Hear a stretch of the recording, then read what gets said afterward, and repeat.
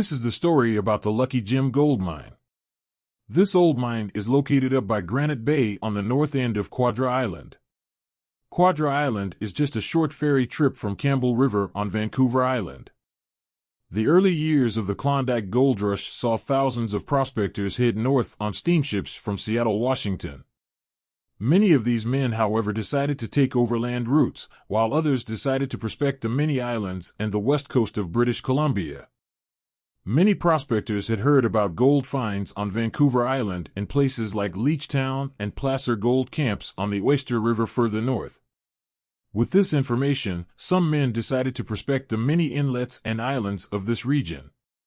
It was during this time that gold was discovered in an area known as Granite Bay on the north end of Quadra Island. At the time, Granite Bay was just a small settlement of loggers run by the Hastings Company who logged the forests on this part of the island. Once gold was discovered, some of these men were hired to help build the mine. They would need to clear the land and make room to be able to mine, plus construct some buildings for workers to live while working at the mine.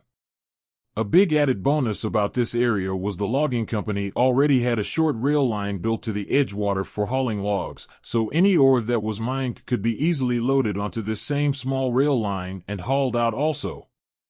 The ore would then be loaded onto a steamship and sent to Ladysmith on the main island to be processed. The first couple of years were slow going at the mine.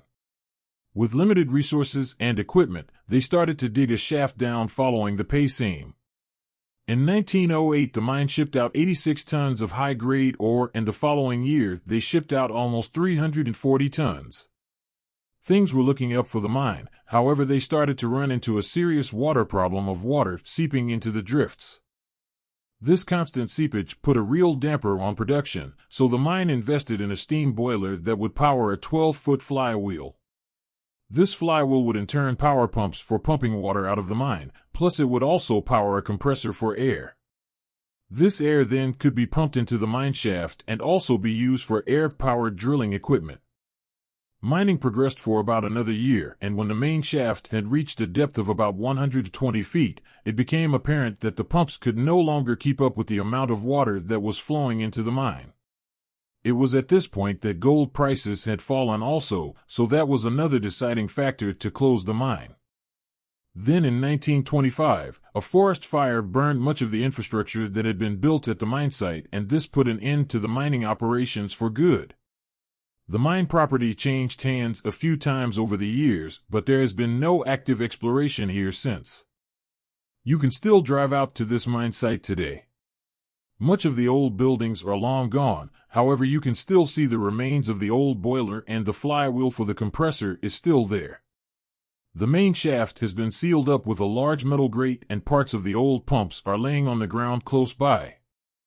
Also a note of interest. On the west side of this island is an area known as the Copper Cliffs.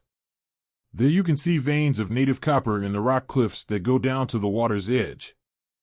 I hope you enjoyed this short story about the old Lucky Gem gold mine. Please like, share, and subscribe so we can continue to bring you more old lost mine stories.